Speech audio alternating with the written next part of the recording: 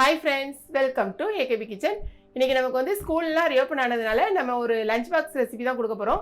இது வந்து கொண்டக்கடலை வச்சு தான் நான் செய்ய போகிறேன். இது ரொம்பவே சத்துள்ளது.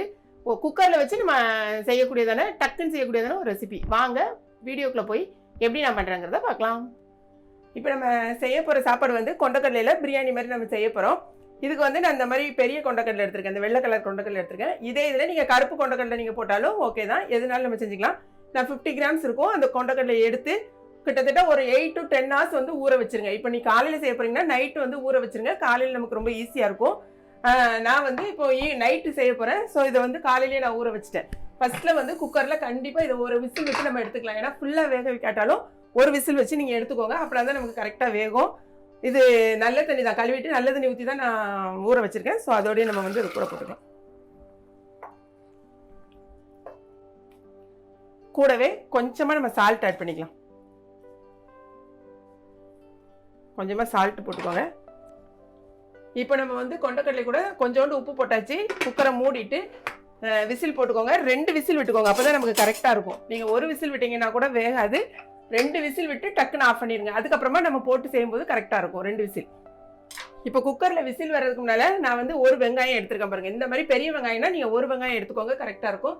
கொஞ்சம் மீடியம் சைஸ்னால் 2 வெங்காயம் எடுத்துக்கோங்க. அதே மாதிரி தக்காளி பார்த்தீங்கன்னா இது ரொம்ப சின்ன சைஸில் இருக்குது தக்காளி. இந்த தக்காளி நான் 2 எடுத்திருக்கேன்.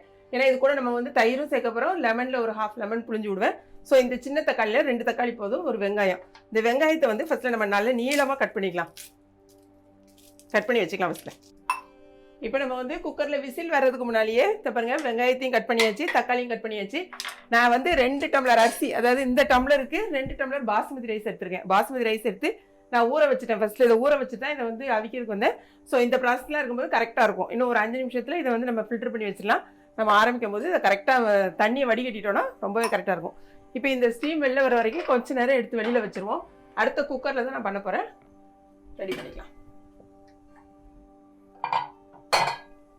குக்கரை அடுப்பில் வச்சுட்டு ஸ்டவ் ஆன் பண்ணிக்கலாம். குக்கர் சூடானோடனே 2 ஸ்பூன் வந்து நெய் ஊற்றிக்கலாம் ஃபஸ்ட்டில். இது நீங்கள் சின்ன பிள்ளைங்களுக்கு வந்து நெய்லாம் ஊற்றி கொடுக்கும்போது நல்லா உங்களுக்கு எப்படி சொல்கிறது, ஹெல்த்தியாக இருக்கும். கூடவே ஒரு 2 ஸ்பூன் ஆயில் ஊற்றிக்கோங்க. அப்போது எண்ணெய் சூடாயிடுச்சு. 2 பிரிஞ்சி இலை, ஒரு ஸ்டார் மொட்டு, ஒரு 2 துண்டு அது என்ன பட்டை, 2 கிராம்பு, 3 ஏலக்காய், கொஞ்சமாக கடல் பாசி, கூடவே கொஞ்சமாக பெருஞ்சீரகம், சோம்பு சேர்த்துக்கலாம். ஒரு ½ ஸ்பூன் சோம்பு, ஒரு ½ ஸ்பூன்.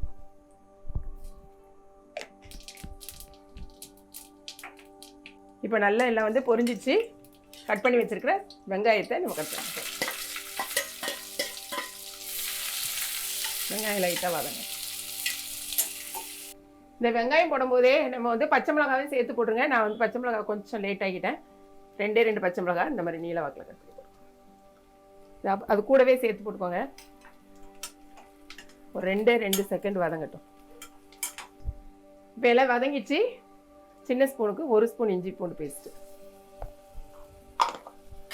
போட்டு வதங்க. இஞ்சி பூண்டு பேஸ்ட் வதங்கின உடனே வெட்டி வச்சிருக்கிற 2 தக்காளி நீங்கள் உள்ள போடுவோம். இது வதங்குறதுக்கு கொஞ்சமாக உப்பு போட்டுக்கலாம்.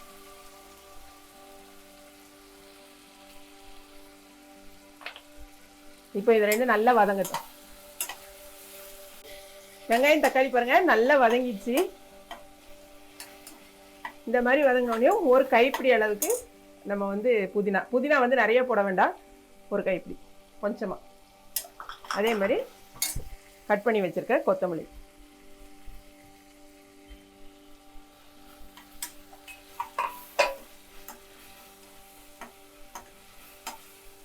ஒரு 2 ஸ்பூன் வந்து தயிர்.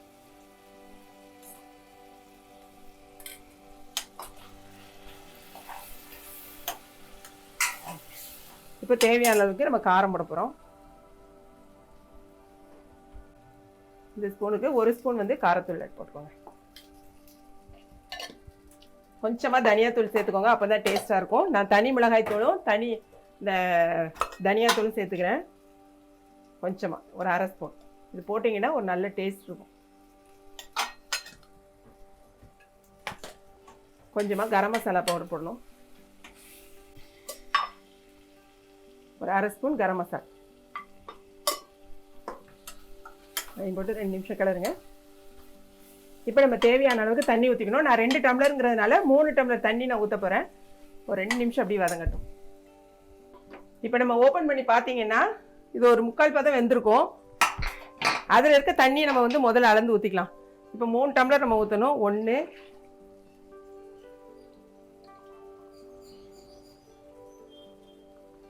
ஏன்னா இந்த தண்ணியை நம்ம வேஸ்ட் பண்ண வேண்டாம். இது 1 டம்ளர் இருக்குது. இன்னும் 1 டம்ளர் தண்ணி இது கூட ஆட் பண்ணிக்கலாம். இப்போ 3 டம்ளர் தண்ணி நான் ஊற்றிருக்கேன். இப்போ இந்த தண்ணி இது கூட ஊற்றிருக்கேன்.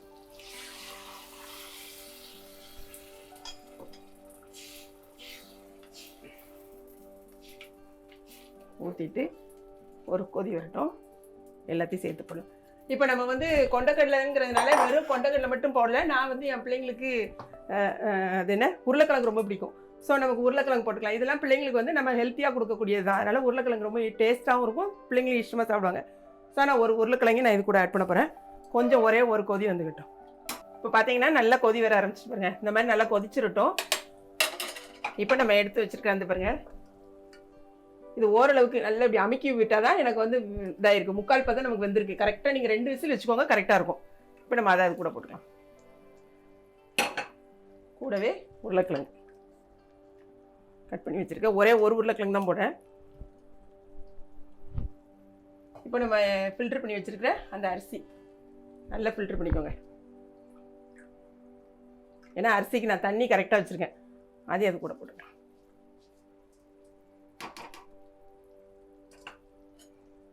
எல்லாத்தையும் கிளறி விட்டுட்டு தேவையான அளவுக்கு உப்பு. நான் மஞ்சத்தூள் போடலை. நீங்கள் தேவைன்னா உங்களுக்கு மஞ்சள் கலரில் வேணும்னா மஞ்சத்தூள் போட்டுக்கோங்க. இப்போ கடைசியாக நம்ம சால்ட் ஆட் பண்ண போகிறோம். கொஞ்சம் தான் முதல்ல வந்து சால்ட் போட்டிருக்கேன். ஓகே, இப்போ நம்ம செக் பண்ணிக்கலாம் சால்ட்லாம் எல்லாம் கரெக்டாக இருக்கா, உப்பு புளிப்பு காரம்லாம் பார்த்துக்கலாம். சின்ன எலுமிச்சம்பழத்தில் ஒரு பாதி எலுமிச்சம்பழம் எடுத்திருக்கேன். இதெல்லாம் நல்லா கலரிட்டு அதுக்கப்புறமா நம்ம வந்து கடைசியில் இந்த எலுமிச்சம்பழத்தை புழிஞ்சு ஊற்றணும். இப்போ வந்து இந்த எலுமிச்சம்பழத்தை பாதி ஜூஸை வந்து லைட்டாக புழிஞ்சுக்கோங்க. இந்த லெமன் ஜூஸ் போடும்போது உங்களுக்கு உதிரி உதிரியாகவும் இருக்கும், டேஸ்ட்டும் கொஞ்சம் தூக்கி கொடுக்கும். இப்போ மற்ற எல்லாமே நான் செக் பண்ணிட்டேன். காரம் உப்புலாம் நல்லா இருக்குது. அவ்வளோதான். இப்போ நான் என்ன பண்ணுவேன்னா ஒரு நல்லா கொதிக்கட்டும். கொதிச்ச அப்புறமா குக்கரை மூடிட்டு சிம்மில் வச்சுருவேன். எனக்கு வந்து இது வந்து இதுக்கப்புறமா நான் விசில் விட மாட்டேன். சிம்மில் வச்சுட்டு நான் கரெக்டாக ஒரு 7 நிமிஷம் வச்சுருப்பேன். நல்லா சிம் பண்ணிவிட்டு 7 மினிட்ஸ். உங்களுக்கு கொஞ்சம் ஒரு மாதிரி இருந்துச்சுன்னா ஒரு 8 நிமிஷம் வச்சுக்கோங்க. அவ்வளோதான், கரெக்டாக இருக்கும். நல்லா ஒரு கொதி வரட்டும். இப்போ பார்த்தீங்கன்னா நல்லா கொதி வந்துடுச்சு. இப்போ நான் வந்து குக்கரை மூட போகிறேன். குக்கரை நான் மூடின உடனே என்ன பண்ணுவேன்னா ஸ்டவ்வை வந்து சிம் பண்ணிடுங்க. சிம் பண்ணிவிட்டு நான் வந்து 10 நிமிஷம் வைக்க போகிறேன். ஏன்னா நமக்கு ஏற்கனவே கொண்டக்கடலைலாம் நல்லா வெந்துச்சு. இப்போ நம்ம விசில் போட்டுட்டு விசில் வரணும் அப்படின்னா நான் பார்க்க மாட்டேன். ஸோ இந்த ஸ்டவ் வந்து எனக்கு நல்லா சிம் எரியாது. ஸோ இந்த ஸ்டவ்வுக்கு நான் மாற்றிக்கிறேன். மாற்றி சிம்மில் வச்சுட்டு கரெக்டாக 10 மினிட்ஸில் நான் குக்கரையே ஆஃப் பண்ணி விட்டுவேன். கரெக்டாக இருக்கும். அப்போ தான் நமக்கு நல்ல சாதம் வந்து உதிரி உதிரியாக சூப்பராக இருக்கும். 10 நிமிஷம் கழிச்சு நம்ம பார்ப்போம். நீங்களும் அதே மாதிரி ஃபாலோ பண்ணுங்கள், கரெக்டாக வரும். இப்போ நான் வந்து கரெக்டாக சிம்மில் வச்சு 10 நிமிஷத்தில் ஸ்டவ்வை ஆஃப் பண்ணிவிட்டேன். இந்த ஸ்டவ்வை ஆஃப் பண்ணும் போதே பார்த்தீங்கன்னா நான் ஒரு 3 முட்டை வச்சுருந்தேன்.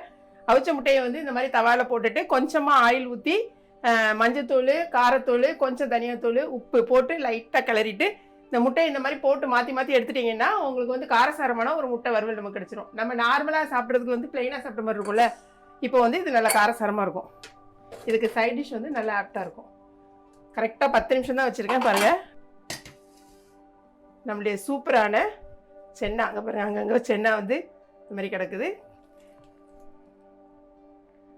நல்லா உதிரி உதிரியாக வந்துருக்கு பாருங்கள். அந்த பிரியாணி வந்து செமையாக ரெடி ஆகிடுச்சு. வாசனை அட்டகாசமாக இருக்குது. கீழே வந்து ஒரு பிட்டு கூட நமக்கு பிடிச்சிருக்காதுங்க. பார்த்தீங்கன்னா கீழே ஒரு சொட்டு கூட நமக்கு பிடிக்காது. இதே கன்சிஸ்டன்சியில் இதே மாதிரி நீங்கள் அளவுகளோட செய்யுங்க. இது வந்து நாங்கள் 4 பேருக்கு செஞ்சுருக்கோம். ரொம்பவே அட்டகாசமாக இருக்கும். இப்போ நம்ம வந்து சாப்பிட்டு பார்க்கலாம் எப்படி. இந்த உருளைக்கிழங்கு போட்டுக்கோங்க, இப்போ பிள்ளைங்களுக்கு நல்லா பிடிக்கும். நீங்கள் பெரியவங்க சாப்பிட்றதா இருந்தால் உருளைக்கிழங்கு அவாய்ட் பண்ணிடுங்க. இதெல்லாம் நம்ம வந்து என்னென்ன ஆட் பண்ணணுங்கிறது நம்மளுடைய இஷ்டம்தான். அவ்வளோதான்.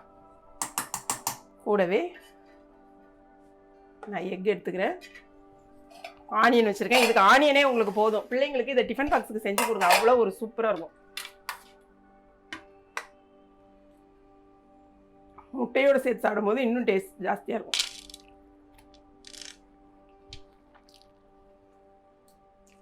இந்த ரெசிபி அவ்வளோ ஒரு டேஸ்ட்டாக இருக்குது. கண்டிப்பாக உங்கள் பிள்ளைகளுக்கு டிஃபன் பாக்ஸுக்கு இதை வந்து லஞ்ச் பாக்ஸ் ரெசிபியாக வச்சு கொடுங்க. ஒரு பிட்டு கூட நமக்கு பிள்ளைங்க ரிட்டர்ன் கொண்டு வர மாட்டாங்க.